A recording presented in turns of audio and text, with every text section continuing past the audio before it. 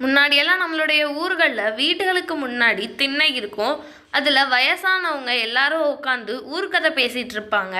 அந்த மாதிரி நடந்த ஒரு சுவாரஸ்யமான நிகழ்ச்சியை பற்றி தான் இன்றைக்கி நம்ம வீடியோவில் பார்க்க போகிறோம். ரங்கனை ஒரு மாதிரியாக ஏற இறங்க பார்த்தான் டிராஃப்ட்மேன் வாசு. என்ன சார் ஒரு மாதிரி பார்க்கீங்க? கேள்வி கேட்டான் ரங்கன். என்னப்பா, இந்த காலத்தில் வீடு கட்டுறதுக்கு இப்படி ஒரு வரைபடம் வரைஞ்சு கொடுக்க சொல்கிறியே, இதெல்லாம் பழைய காலத்து ஆட்கள் கட்டுறது, நீ இந்த காலத்து ஆள். பரபரப்பான நகர்ப்புறத்தில் வீட்டை இப்படி கட்டுறதுக்கு பிளான் போட சொல்கிற என்றார் வாசு. நான் சொல்கிற மாதிரி வரைஞ்சு கொடுங்க, இல்லைன்னா வேற ஆளை பார்த்துக்கிறேன் என்றான் ரங்கன். இருப்பா இரு, அவசரப்படாத, நானே வரைஞ்சு கொடுக்கிறேன் என்றார் வாசு. ரங்கன் கேட்டபடியே வீட்டு வரைபடம் வரைந்து தந்தார். அதை ஆவணங்களோடு சேர்த்து நகராட்சிக்கு வீடு கட்ட அனுமதிக்காக அனுப்பினான். 1 மாதம் கழித்து நகராட்சி ஆணையர் ரங்கனை அலைபேசியில் அழைத்தார். நேரில் போய் ஆணையரை சந்தித்தான். என்னப்பா, வீடு வரைபடம் இப்படி இருக்கே, இந்த காலத்தில் இப்படியெல்லாம் செய்ய மாட்டேங்க, நீ வித்தியாசமான ஆளாக இருக்கியே, என்ன வாஸ்து ஏதாச்சும் உண்டோ என்று கேட்டார். வாஸ்து எதுவும் இல்லை சார், எனக்கு தோணுச்சு அதையே செய்கிறேன், அவ்வளவுதான் என்று முடித்தான். அப்ரூவல் வர 6 மாதம் ஆயிடுச்சு. இதற்கிடையே பேங்க் மேனேஜர் ரங்கனை கூப்பிட்டு சீக்கிரம் லோன் அப்ளிகேஷன் கொடுப்பா என்று அக்கறையாய் கேட்டார். நகராட்சிக்கு நடையாய் நடந்ததில் ஒரு வழியாக அப்ரூவல் கிடைத்தது.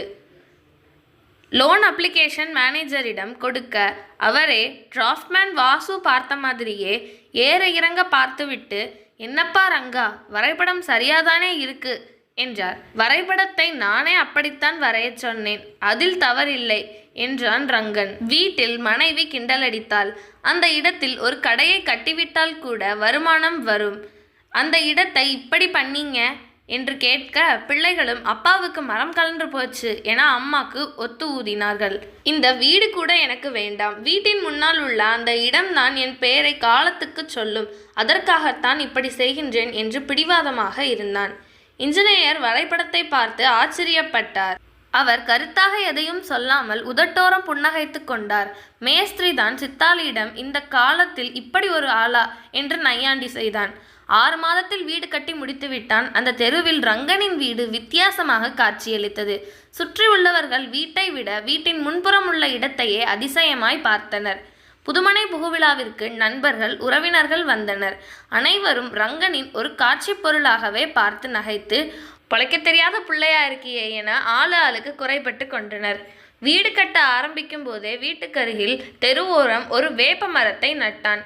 அதுவும் வளர்ந்து நிழல் கொடுக்க இன்னும் சில வருடங்களில் நான் தயாராகி விடுவேன் என ஆடி ஆடி அறிவித்தது. 3 மாதங்கள் கடந்தது. ஒரு நாள் வீட்டின் முன்புறத்தில் ஒரு பெரியவர் அமர்ந்தார். அவருக்கு குடிக்க தண்ணீர் கொடுத்தான்.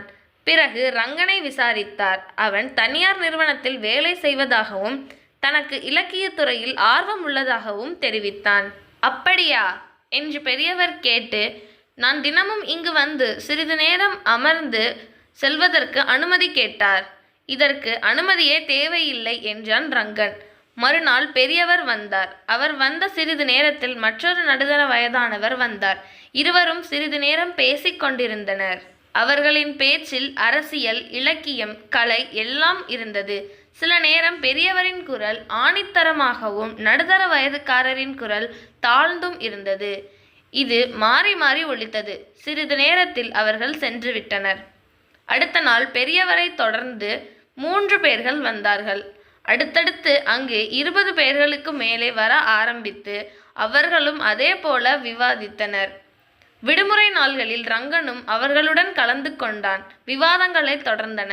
ரங்கனின் கருத்துக்களை பெரியவர் விமர்சித்தார், குறைகளை சுட்டிக்காட்டினார். இதுபோல ஒருவருக்கொருவர் அந்த இல்லத்தில் அமர்ந்து தங்களது இலக்கிய, அரசியல், கலைத்துறைகளை பற்றி விவாதித்து அந்த இடத்தையே பட்டிமன்ற மேடையாக்கி விட்டனர்.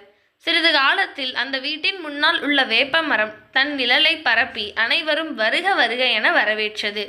எல்லோரையும் வரவேற்ற அந்த வேப்ப மரமும் திண்ணையும் பெரியவரையும் மற்றவர்களையும் வழக்கம் போல அமர வைத்து விவாதிக்க வைத்தது.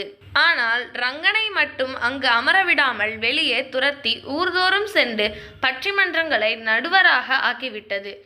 திண்ணை பேச்சு வீண் பேச்சு என்பதை உடைத்தெறிந்தான் ரங்கன். இந்த மாதிரி நிறைய கதை வேணும்னா நம்மளுடைய சேனலை சப்ஸ்கிரைப் பண்ணிக்கோங்க. நன்றி.